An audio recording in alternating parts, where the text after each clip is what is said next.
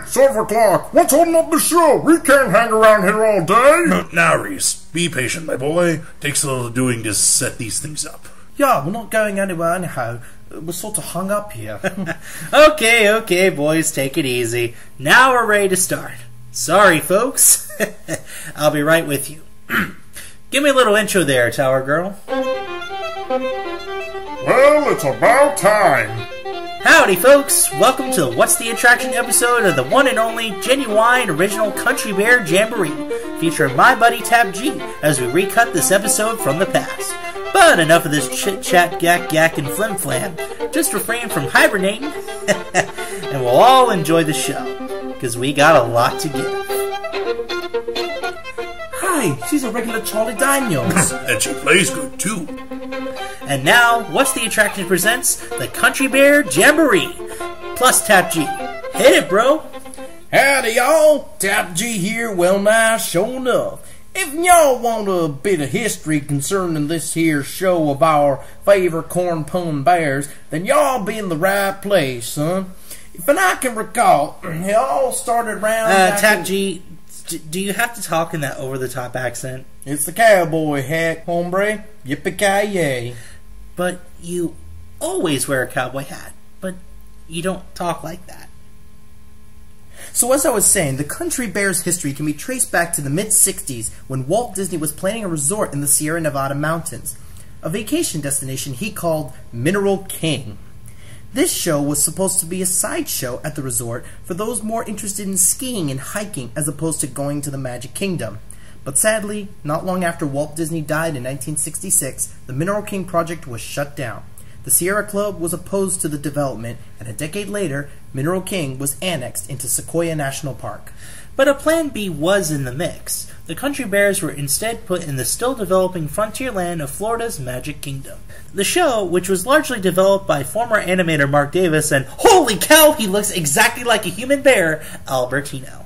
The songs, believe it or not, are actual real songs. Even Blood on the Saddle, the infamous tune crooned by Big Al, was a real single from country singer Tex Ritter, father of the late actor John Ritter. Tex Ritter also provided his own voice as the tone-deaf Big Al. Big Al's look was modeled off the holy cow, he looks exactly like a human bear, Albertino.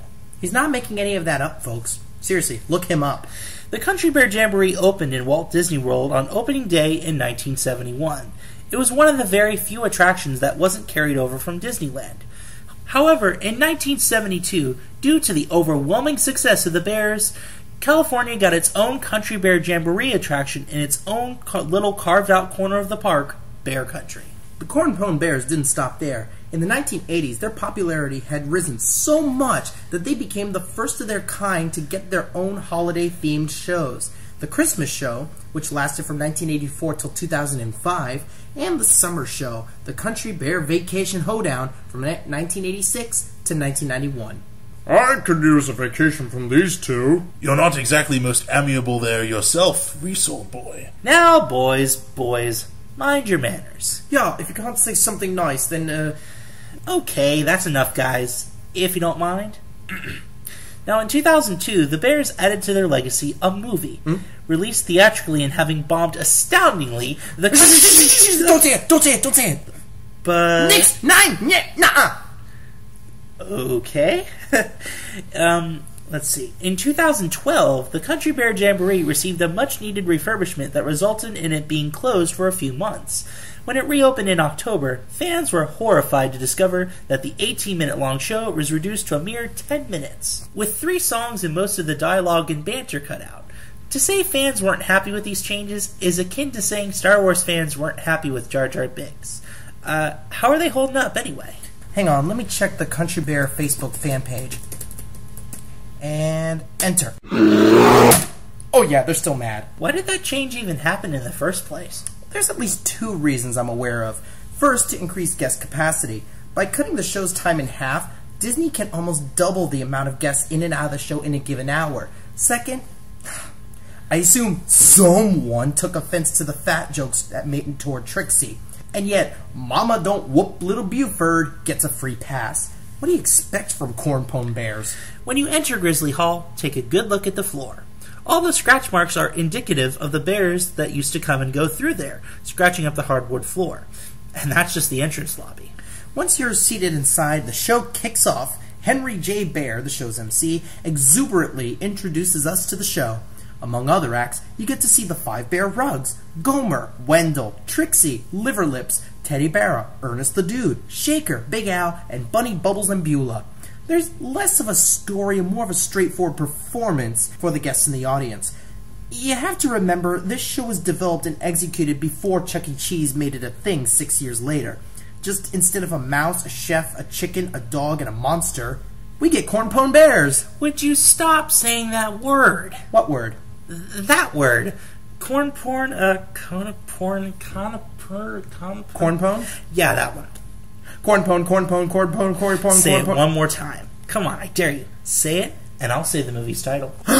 You wouldn't dare. Try me. Well played, hombre. Shall we proceed to discuss? Surely. And one thing I have to say... Don't call me Shirley. One thing I have to say about this is that I personally, SurferClock, am not a fan of country or bluegrass music. So, honestly, the show doesn't do a whole lot for me. The power of bears compels you. The power of bears compels you. Well, sure. The characters themselves are really what have to carry this show. You got it. And they do a pretty good job, I think. It is a musical review, so to try and shoehorn in a story would just be sacrilege. It stays as a straightforward performance piece. Yeah, but there's only one problem with that. That makes it very much a product of the 70s. Sure. That was back in the days when you could go and see an attraction of bears performing on stage, and that surprised and amazed the heck out of you. Whereas today, it's more of an interactive experience, and that, unfortunately, is one of the main flaws of this show. It's that it's just sit back and watch, and a lot of today's audiences just aren't into that. Yeah, but it does have an audience. Without a doubt. I mean, there are some people who can appreciate the sort of the way theme parks used to be before we had to have all this interactivity and technology just to have a good time. Yeah. But keeping in mind, this was the 70s, and the technology for back then was still really good. Mm-hmm. And it was really also the personality of the characters, too. That kind of built on that, and you could really get into the show because of that. At least with the earlier show, the full show. Now that they've done the new show, they've cut out most of the bickering, they've cut out most of the dialogue, and kind of like what happened with Test Track over at Epcot, that just sucked out a lot of the personality of the characters. Yeah, I do remember the whole, like, when it was sponsored by GM, there was actually character to it. Yeah. Now it's very impersonal. Yeah. And with this attraction, they used to have the bears like Wendell and Henry. They'd get up on stage and they'd argue and say, "No, it's your turn to pick," or they make a few fat jokes at Trixie's expense, and that's all gone, just vanished, and it just goes straight to the music, which unfortunately just sucks out a lot of the what made the show tick for guests. Yeah, and I think for all of the supposedly politically incorrect stuff that they had, that they had taken out, blood on the saddle. Tears will be the chaser for your wine. Mama, don't whoop little Buford. I think you should shoot him instead. Let's not forget, all the guys who turned me on turned me down. Yeah. I remember watching this is really risque for a Disney show. Yeah, but that always got a kick out of people whenever I used to watch it. Yeah. And it still does, apparently. Now, I'm not going to lie, it's still enjoyable. It's very whimsical, it's very upbeat, and it can be a lot of fun if you're in the right mindset. If you just want to relax, get out of the sun, and enjoy something a little hokey, this is a good place to go. I do appreciate one thing from the refurbishment. I do like that they got new animatronics and new fur for the bears. For some it doesn't work too well, like at Trixie, her fur is all matted and gnarled. It doesn't look so great. But what's really shocking is that there are still walk-around characters for Shaker, Liverlips, and Wendell, and now they look nothing like them. And yeah, they don't come out often, but still, that's worth mentioning. I love the detail. I think the show needs excitement. It needs something to keep people coming back, because unfortunately, it's probably going to be on its way out if people don't keep visiting it. Sure, but here's the thing.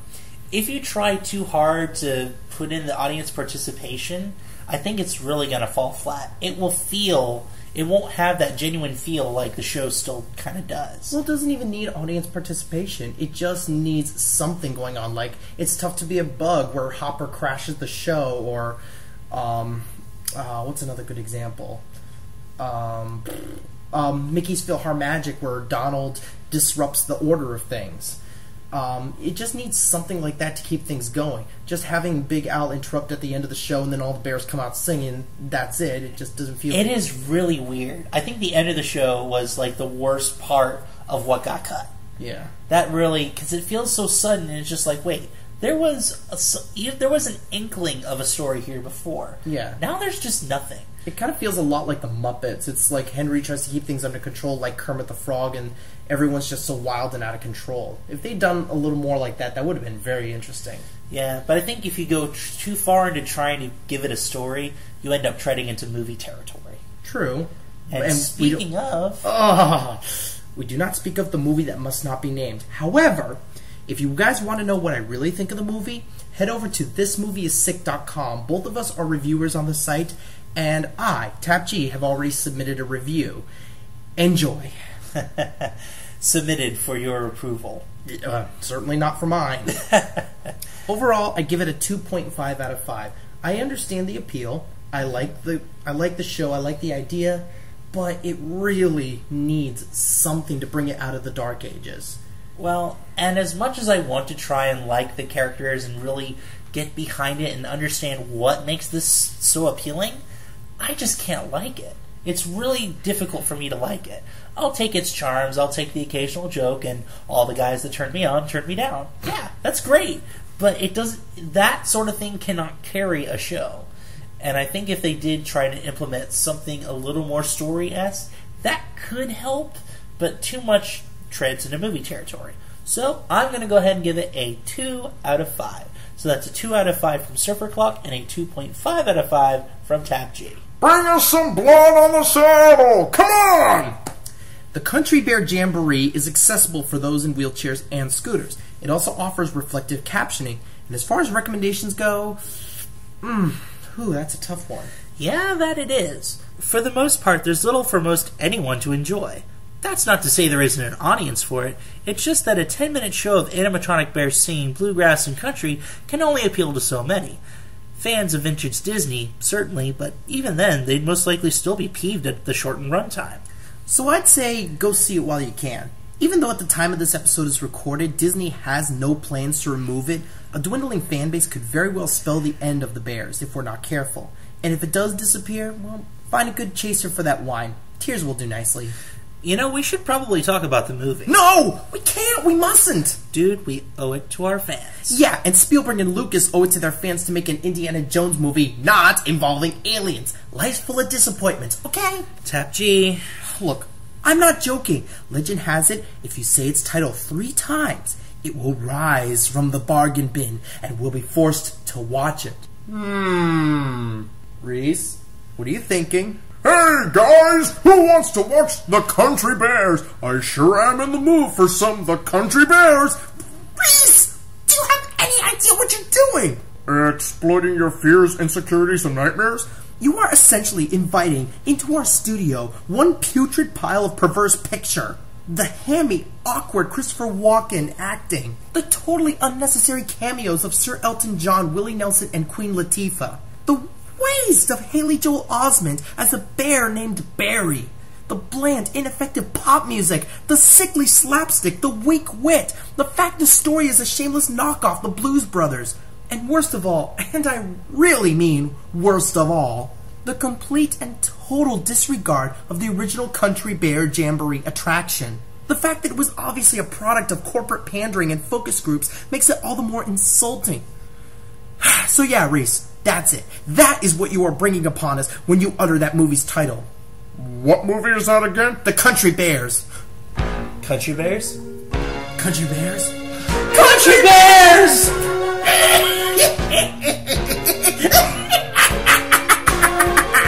It's showtime! This is not over! Bears! Time for a game of disappearing bears. Paddle faster, TAP-G. I hear banjos. Ah!